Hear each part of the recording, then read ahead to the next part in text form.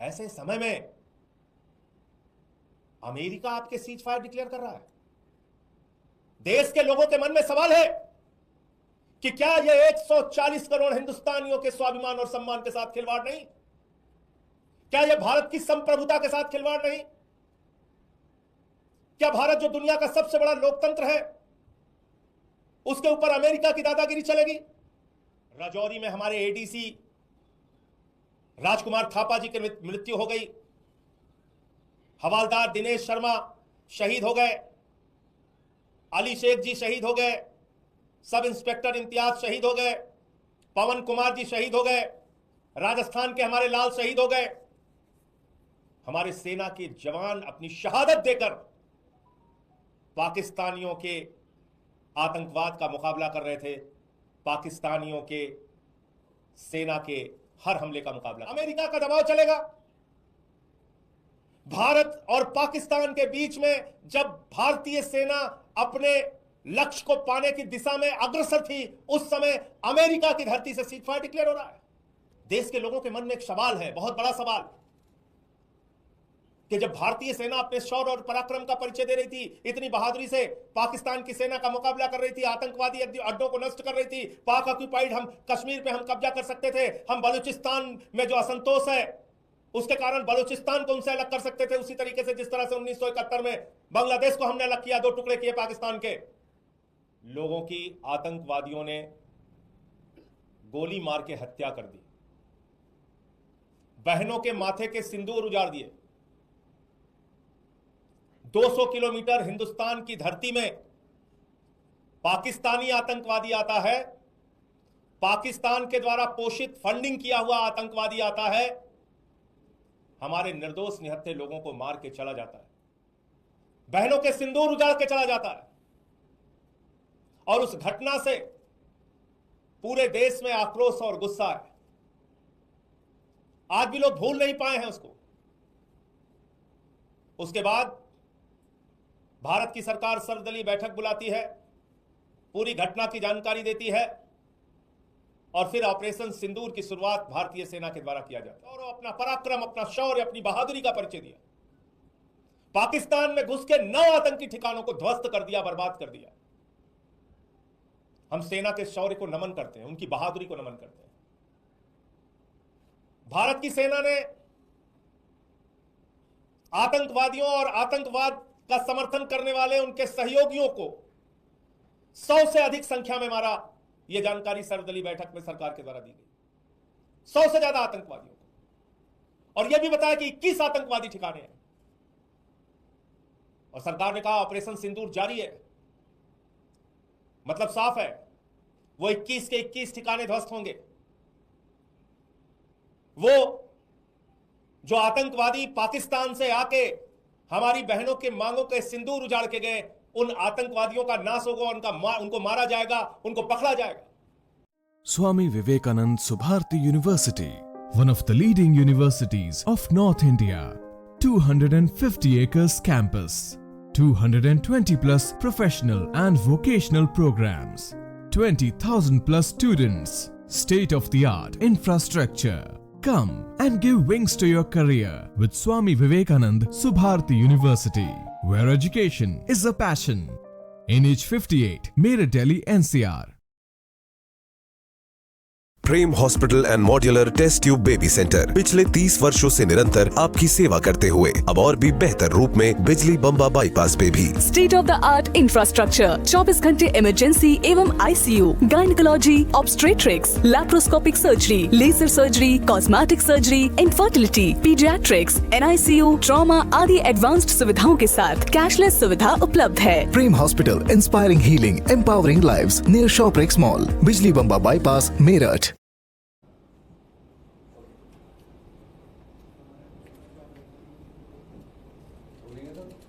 शुरू करें। सभी पत्रकार बंधुओं को नमस्कार। आज की पत्रकार वार्ता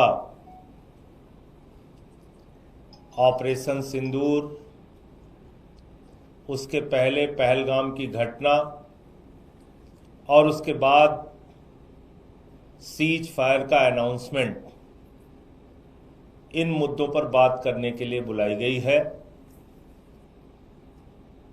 पूरा देश पहलगाम की घटना के बाद, जिसमें भारत के 25 और नेपाल के एक निर्दोष निहत्थे लोगों की आतंकवादियों ने गोली मार के हत्या कर दी, बहनों के माथे के सिंदूर उजाड़ दिए, 200 किलोमीटर हिंदुस्तान की धरती में पाकिस्तानी आतंकवादी आता है, पाकिस्तान के द्वारा पोषित फंडिंग किया हुआ आतंकवादी आता है, हमारे निर्दोष निहत्थे लोगों को मार के चला जाता है, बहनों के सिंदूर उजाड़ के चला जाता है। और उस घटना से पूरे देश में आक्रोश और गुस्सा है। आज भी लोग भूल नहीं पाए हैं उसको। उसके बाद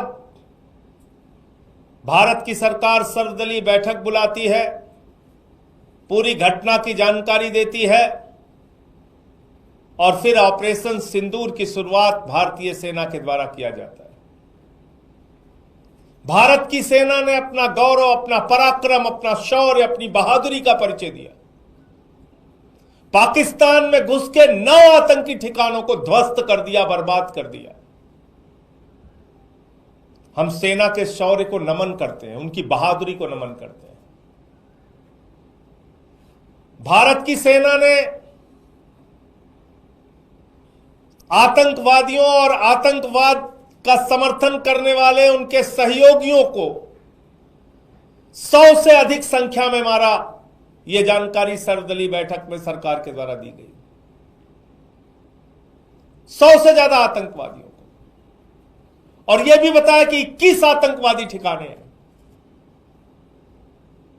और सरकार ने कहा ऑपरेशन सिंदूर जारी है।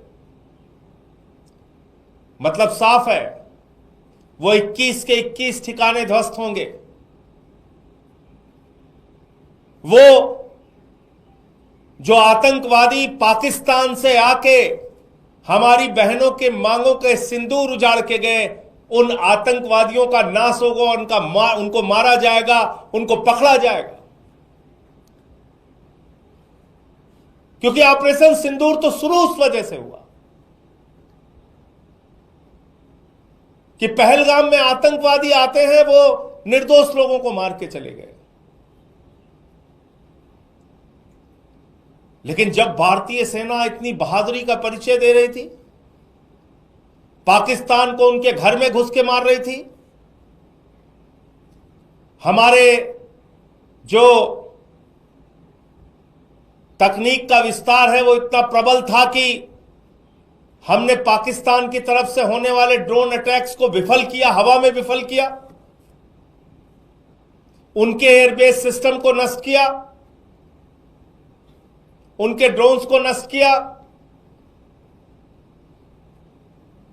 जब पाकिस्तान के द्वारा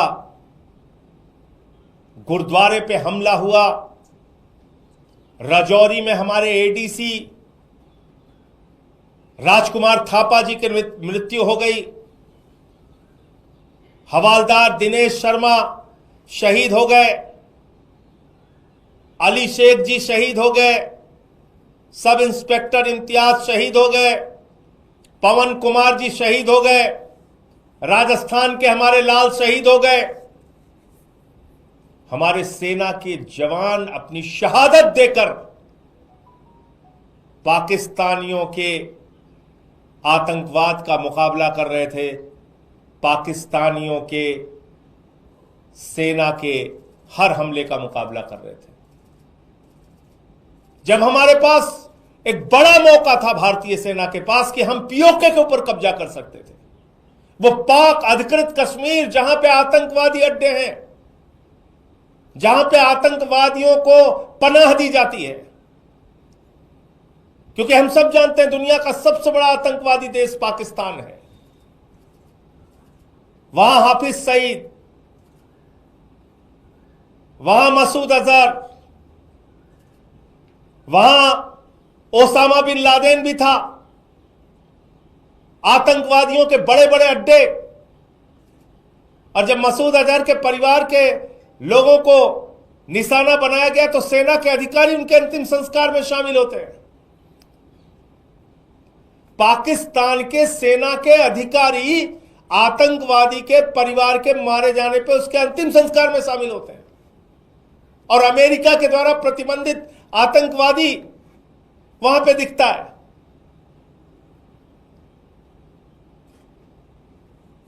देश के लोगों के मन में एक सवाल है, बहुत बड़ा सवाल, कि जब भारतीय सेना अपने शौर्य और पराक्रम का परिचय दे रही थी, इतनी बहादुरी से पाकिस्तान की सेना का मुकाबला कर रही थी, आतंकवादी अड्डों को नष्ट कर रही थी, पाक ऑक्युपाइड हम कश्मीर पे हम कब्जा कर सकते थे, हम बलूचिस्तान में जो असंतोष है उसके कारण बलूचिस्तान को उनसे अलग कर सकते थे, उसी तरीके से जिस तरह से 1971 में बांग्लादेश को हमने अलग किया, 2 टुकड़े किए पाकिस्तान के। ऐसे समय में अमेरिका आपके सीज फायर डिक्लेयर कर रहा है। देश के लोगों के मन में सवाल है कि क्या यह 140 करोड़ हिंदुस्तानियों के स्वाभिमान और सम्मान के साथ खिलवाड़ नहीं? क्या यह भारत की संप्रभुता के साथ खिलवाड़ नहीं? क्या भारत जो दुनिया का सबसे बड़ा लोकतंत्र है उसके ऊपर अमेरिका की दादागिरी चलेगी? अमेरिका का दबाव चलेगा? भारत और पाकिस्तान के बीच में जब भारतीय सेना अपने लक्ष्य को पाने की दिशा में अग्रसर थी, उस समय अमेरिका की धरती से सीज फायर डिक्लेयर हो रहा है। अमेरिका का राष्ट्रपति ट्रंप सीज फायर डिक्लेयर कर रहा है और उसके बाद सरकार उसको मान जाती है। सीज फायर की शर्तें क्या पता नहीं। सीज फायर में वो 4 आतंकवादी 5 आतंकवादी जो पाकिस्तान से आए पहलगाम में, जिन्होंने बहनों के सिंदूर उजाड़े, उनका क्या हुआ? उनके खिलाफ कार्रवाई कब और कैसे होगी? पूरा देश आपसे पूछना चाहता है प्रधानमंत्री नरेंद्र मोदी जी।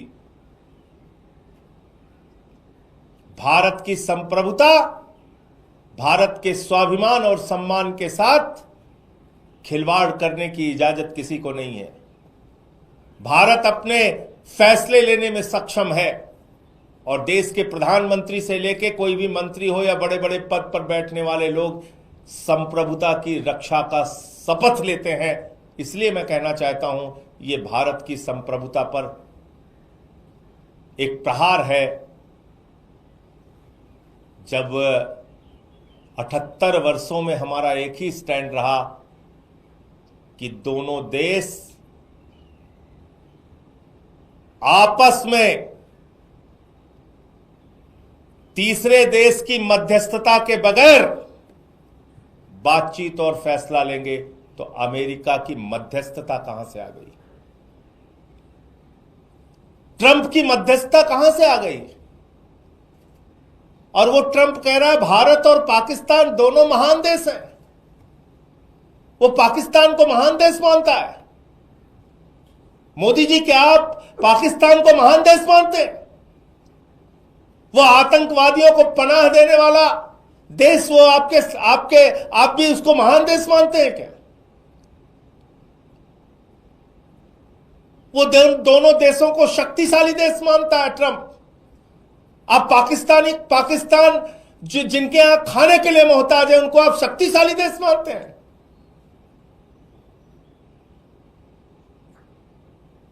वो कह रहा है न्यूट्रल वेन्यू पे बातचीत होगी। किसने तय किया? कब तय हुआ?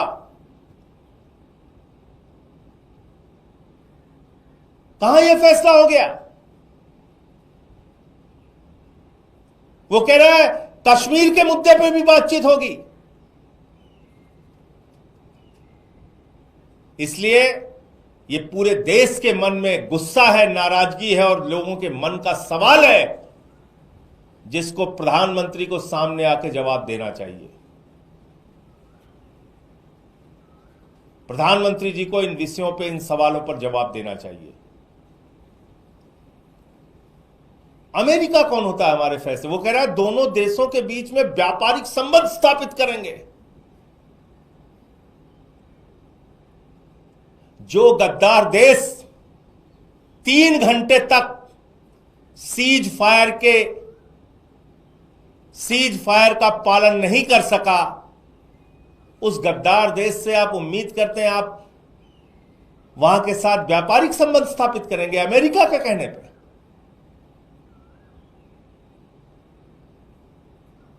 भारतीय सेना के गौरव को, भारतीय सेना की बहादुरी को, भारतीय सेना के पराक्रम को, भारतीय सेना के शौर्य को पूरा देश 140 करोड़ लोग सर झुका के नमन करते हैं।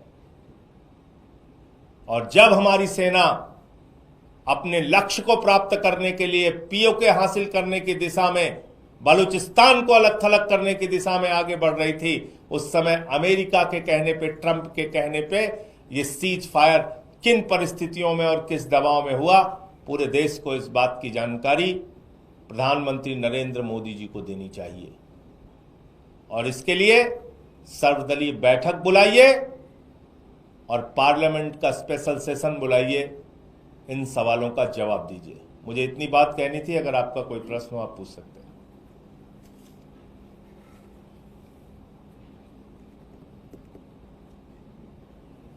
Thank you.